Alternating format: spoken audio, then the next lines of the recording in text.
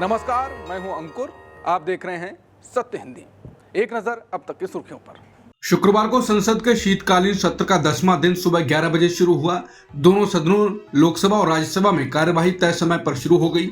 बैठक से पहले लोकसभा में विपक्ष के नेता राहुल गांधी ने कांग्रेस सांसदों की एक समीक्षा बैठक की अध्यक्षता की। राहुल गांधी ने अपने सांसदों से कहा कि वंदे मातरम बहस, चुनाव सुधार बहस यानी एसआईआर, इन दोनों मुद्दों पर सरकार पर विपक्ष का दबाव साफ दिखाई दे रहा है। उन्होंने कांग्रेस सांसदों के प्रदर्शन की तारीफ भी की। लोकसभा में विपक्ष के नेता राहुल गांधी ने शुक्रवार को देश में बढ़ते वायु प्रदूषण पर तुरंत बहस की मांग की।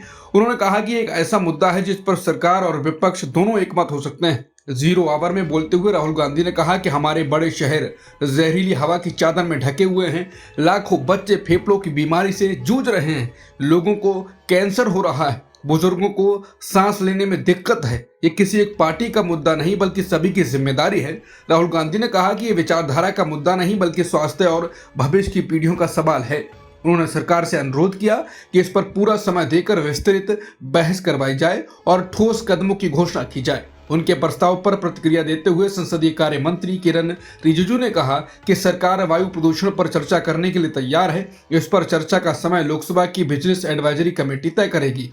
द रिपोर्टर्स कलेक्टिव की रिपोर्ट के मुताबिक पूर्वोत्तर के 4 राज्यों से भाजपा को मिलने वाले कुल फंड का आधे से अधिक हिस्सा उन लोगों से आया जिन्होंने सरकारी ठेके जीते थे। बिहार के भागलपुर में सुल्तानगंज पुल गिरने की घटना जो कि 4 जून 2023 को हुई थी, उसने सिर्फ बिहार ही नहीं बल्कि असम की राजनीति तक हलचल मचा दी थी, क्योंकि वही company SPS construction India private limited Assam में ब्रह्मपुत्र पर 8.4 किलोमीटर लंबे पुल का निर्माण कर रही थी। असम सरकार ने आईआईटी गुवाहाटी से जांच कराई, जबकि बिहार सरकार ने कंपनी को नोटिस भेजा, लेकिन रिपोर्ट आज तक सार्वजनिक नहीं हुई। अब द रिपोर्टर्स कलेक्टिव की जांच में सामने आया कि उसी साल एसपीएस कंस्ट्रक्शन ने बीजेपी को 5 करोड़ रुपए का चंदा दिया और ये सिर्फ एक कंपनी नहीं थी। 2 साल में 2022 से 24 बीजेपी को पूर्वोत्तर से मिले 77.63 करोड़ में से 54.89% पैसा उन कंपनियों व्यक्तियों का था जिनको सरकारी टेंडर या मंजूरी मिली थी। असम, अरुणाचल, त्रिपुरा जैसे राज्यों में आधे से ज्यादा बड़े दान सरकारी ठेकेदारों से मिले। हालांकि यह कानूनी है, लेकिन इससे क्रोनी कैपिटलिज्म, सरकारी ठेकों के बदले राजनीतिक फंडिंग और क्विड प्रो क्वो के सवाल उठते हैं। स्टेट्स खासकर पूर्वोत्तर में प्राइवेट कैपिटल कम है, इसलिए सरकारी ठेके ही पूरी अर्थव्यवस्था चलाते हैं। कुल मिलाकर पूर्वोत्तर की कॉन्ट्रैक्टर इकोनॉमी में सरकारी ठेके और राजनीतिक चंदे के बीच गहरी कड़ी दिखाई देती है और इस कड़ी से बीजेपी को सबसे बड़ा लाभ मिलता दिखाई दे रहा है।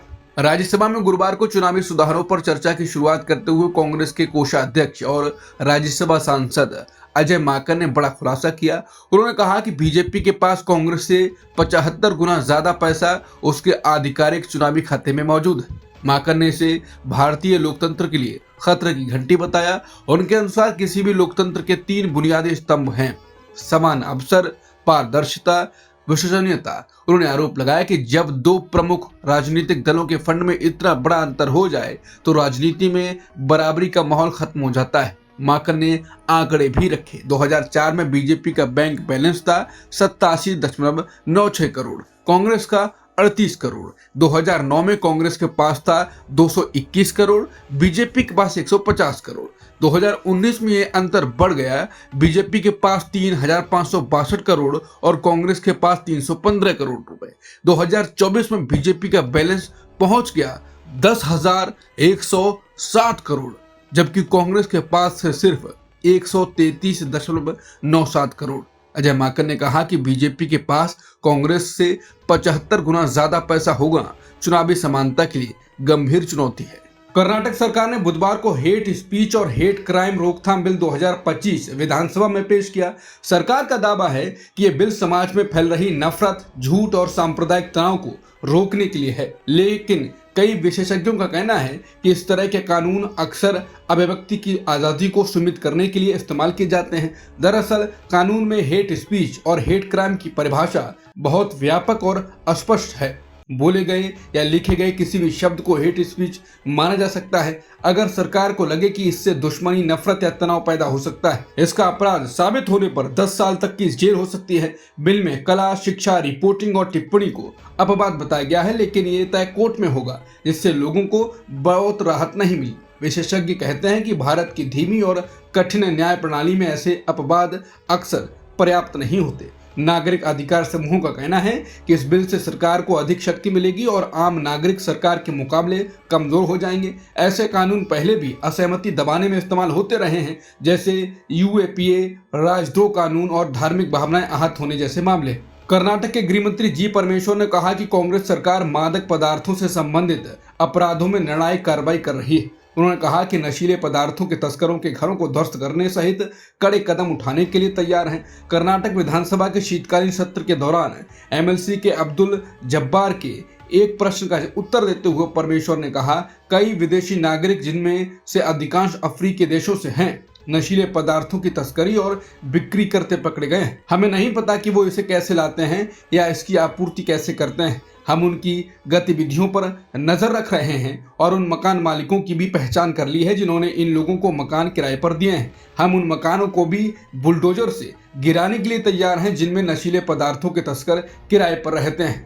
असम के मुख्यमंत्री हिमंता बिस्वा शर्मा ने कहा कि राज्य में लोगों का वोट किसी सरकारी स्कीम या पैसे से नहीं बल्कि विचारधारा से तय होता है। उन्होंने दावा किया कि चाहे 1 लाख रुपए दे दें या 10,000 रुपए, मुस्लिम वोटर मुझे वोट नहीं देंगे। शर्मा ने यह बयान एजेंडा आज तक 2025 कार्यक्रम में दिया। उनसे पूछा गया था कि क्या उनके पास बिहार के मुख्यमंत्री नीतीश कुमार की तरह कोई स्कीम है, जैसे कि महिला रोजगार योजना, जिसमें बिहार की 21 लाख महिलाओं को 10,000 रुपए दिए गए। इस पर शर्मा ने कहा कि अगर मैं 1 लाख रुपए भी दे दूं तब भी एक बड़ा वर्ग मुझे वोट नहीं देगा। जब उनसे पूछा गया कि वो किस समुदाय की बात कर रहे हैं तो उन्होंने कहा कि जिन्हें हम मियां मुसलमान कहते हैं। उन्होंने एक किस्सा भी बताया कि एक मुस्लिम शख्स ने उनके काम की तारीफ की थी और कहा था कि जरूरत पड़े तो वो किडनी दान भी दे देंगे, लेकिन वोट नहीं देगा। उत्तर प्रदेश की राजनीति में एक नया मोड़ आ गया है। भाजपा की सहयोगी पार्टी सुहेलदेव भारतीय समाज पार्टी ने अब अपना खुद का वैचारिक संगठन राष्ट्रीय सुहेलदेव सेना लॉन्च कर दिया है। ये संगठन वर्दी, कंधे पर बैज और लाठी जैसे प्रतीकों के साथ तैयार किया गया है, जो राष्ट्रीय स्वयंसेवक संघ से प्रेरित तो लगता है, लेकिन सुहेलदेव भारतीय समाज पार्टी से अपनी विचारधारा का वाहक बताती है। यह कदम 2024 के लोकसभा चुनावों में पार्टी को मिली हार के बाद कैडर को मजबूत करने की कोशिश के रूप में देखा जा रहा है। गुरुवार को लोकसभा में बीजेपी के सांसद अनुराग ठाकुर ने बिना कोई नाम लिए टीएमसी के एक सांसद पर सदन में ई सिगरेट पीने का आरोप लगाया था। अब इस मामले पर टीएमसी के सांसद सौगत रॉय की तरफ से प्रतिक्रिया आई है। उन्होंने न्यूज एजेंसी एनआई से बातचीत में कहा कि बीजेपी नेता के बयान में कोई सच्चाई नहीं। सौगत रॉय ने शुक्रवार को संसद परिसर में मीडिया से बातचीत में कहा कि आरोप कुछ नहीं है। हाउस के अंदर सिगरेट पीना मना है, हाउस के बाहर खुली जगह में सिगरेट पीने में कोई पाबंदी नहीं है। उन्होंने आगे कहा कि बीजेपी आरोप लगा रही है, लेकिन उन्हीं की सरकार के समय दिल्ली में प्रदूषण सबसे ज्यादा है। वो इस बात पर बात नहीं करते हैं। हमारी एक सिगरेट से दिल्ली के प्रदूषण पर कोई फर्क नहीं पड़ेगा। वो दिल्ली में प्रदूषण कम करें। कांग्रेस के वरिष्ठ नेता और पूर्व गृह मंत्री शिवराज सिंह पाटिल के निधन पर प्रधानमंत्री समेत कई नेताओं ने शोक व्यक्त किया। पीएम मोदी ने एक्स पर लिखा कि शिवराज पाटिल जी के निधन से मुझे गहरा दुख हुआ है। वो एक अनुभवी नेता थे जिन्होंने अपने लंबे सार्वजनिक जीवन में विधायक, सांसद, केंद्रीय मंत्री, महाराष्ट्र विधानसभा अध्यक्ष और लोकसभा अध्यक्ष के रूप में कार्य किया। वो समाज कल्याण में योगदान देने के लिए अत्यंत समर्पित थे। सालों से मेरा उनसे कई बार संपर्क रहा। कुछ महीने पहले वो मेरे निवास पर आए थे। इस दुख की घड़ी में मेरी संवेदनाएं उनके परिवार के साथ हैं। लोकसभा में नेता प्रतिपक्ष राहुल गांधी ने एक्स पर लिखा कि पूर्व केंद्रीय मंत्री और वरिष्ठ कांग्रेस नेता शिवराज पाटिल जी के निधन का समाचार अत्यंत दुखद है और पार्टी के लिए एक अपूरणीय क्षति है। जनसेवा के प्रति उनका समर्पण, राष्ट्र के लिए उनके योगदान हमेशा याद किए जाएंगे। प्रियंका गांधी समेत बाकी सभी नेताओं ने संवेदनाएं व्यक्त की। महाराष्ट्र में अन्ना हजारे ने एक बार फिर आमरण अनशन का ऐलान कर दिया है। अन्ना हजारे ने एक बयान में कहा कि मैं 30 जनवरी 2026 से अनशन पर बैठूंगा। यह अनशन मेरी आखिरी सांस तक चलेगा। वो लोकायुक्त कानून लागू कराने को लेकर आंदोलन करेंगे। अन्ना हजारे के ऐलान से महाराष्ट्र के नागपुर में चल रहे शीतकालीन सत्र का सियासी माहौल गर्म हो गया है। अन्ना ने ऐसे वक्त पर अनशन का ऐलान किया है जब केंद्र में पीएम मोदी और महाराष्ट्र में देवेंद्र फडणवीस सीएम हैं। दोनों जगहों पर बीजेपी और एनडीए सत्ता में है।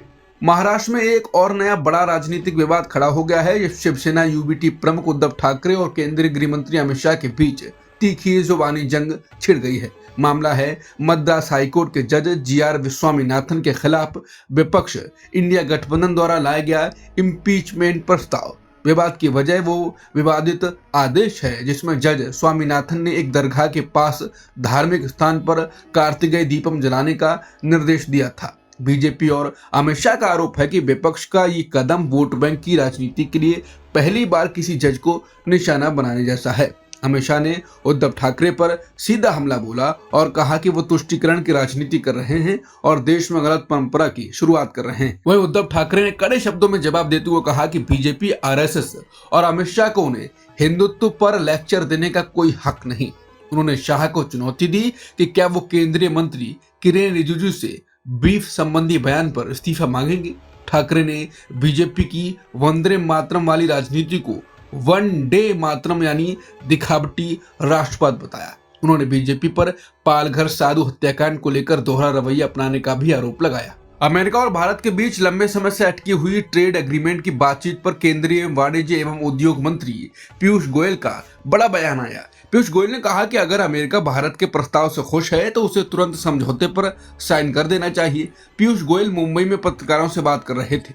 उन्होंने कहा कि अगर वो खुश हैं तो डॉटेड लाइन पर साइन कर दें, हम उनका स्वागत करते हैं। ये बयान उस टिप्पणी के बाद आया है जिसमें वॉशिंगटन में अमेरिका के ट्रेड रिप्रेजेंटेटिव जेमिसन ग्रियर ने कहा था कि अमेरिका को भारत से अब तक की सबसे अच्छी पेशकश मिली है। पीयूष गोयल ने ये तो स्पष्ट किया कि भारत ने प्रस्ताव दिया है, ये वो अभी सार्वजनिक नहीं करेंगे, लेकिन उन्होंने बताया कि दोनों देशों के बीच 5 दौर की बातचीत हो चुकी है। रूस के राष्ट्रपति व्लादिमीर पुतिन ने वेनेजुएला के राष्ट्रपति निकोलस मादुरो से फोन पर बातचीत की। इस दौरान पुतिन ने कहा कि रूस और वेनेजुएला अर्थव्यवस्था और ऊर्जा क्षेत्र में कई संयुक्त परियोजनाएं शुरू करने की योजना पर काम कर रहे हैं। ये बातचीत ऐसे समय में हुई है जब अमेरिका ने कैरिबियन सागर में कथित ड्रग कार्टेल्स पर निशाना साधते हुए हमले किए हैं, जिन्हें मादुरो सरकार ने पूरी तरह से झूठा आरोप बताया है। रूसी एजेंसियों के अनुसार दोनों नेताओं ने रणनीतिक आर्थिक सहयोग, ऊर्जा विकास और दोनों देशों की साझेदारी को और मजबूत करने पर सहमति जताई।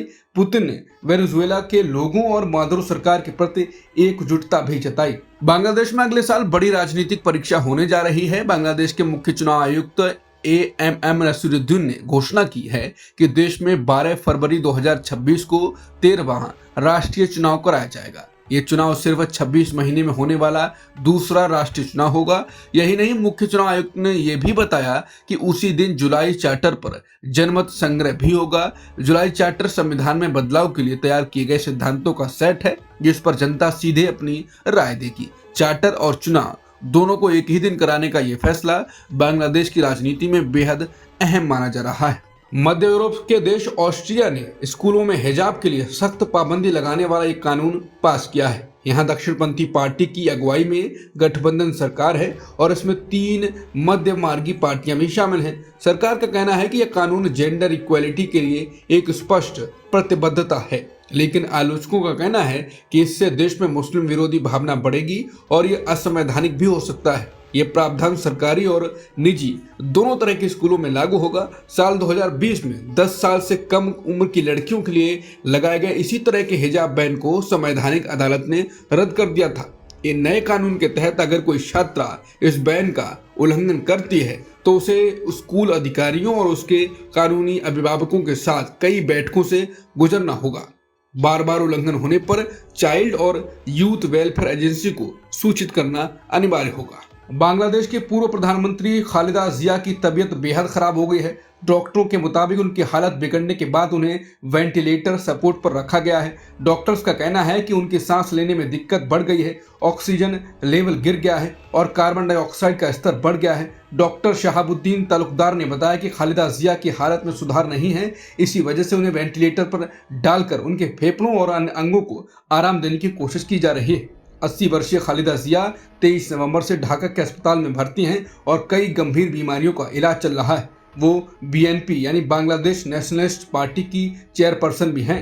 कर्नाटक कैबिनेट ने बेंगलुरु के चिन्नास्वामी स्टेडियम में IPL और अन्य क्रिकेट मैचों के आयोजन को सैद्धांतिक मंजूरी दे दी है। साथ ही कुछ शर्तें लगाई हैं जो जस्टिस कोन्हा जांच आयोग की सिफारिशों पर आधारित हैं। आयोग ने 4 जून को रॉयल चैलेंजर्स बेंगलुरु की आईपीएल ट्रॉफी जीत के जश्न के दौरान 11 लोगों की मौत की जांच की थी और इसके बाद अपनी सिफारिशें पेश की थी। कैबिनेट का यह फैसला बुधवार को कर्नाटक स्टेट क्रिकेट एसोसिएशन के नए अध्यक्ष और पूर्व भारतीय क्रिकेटर वेंकटेश प्रसाद की कर्नाटक के मुख्यमंत्री सिद्धारमैया और उप मुख्यमंत्री डीके शिवकुमार से मुलाकात के बाद आया है।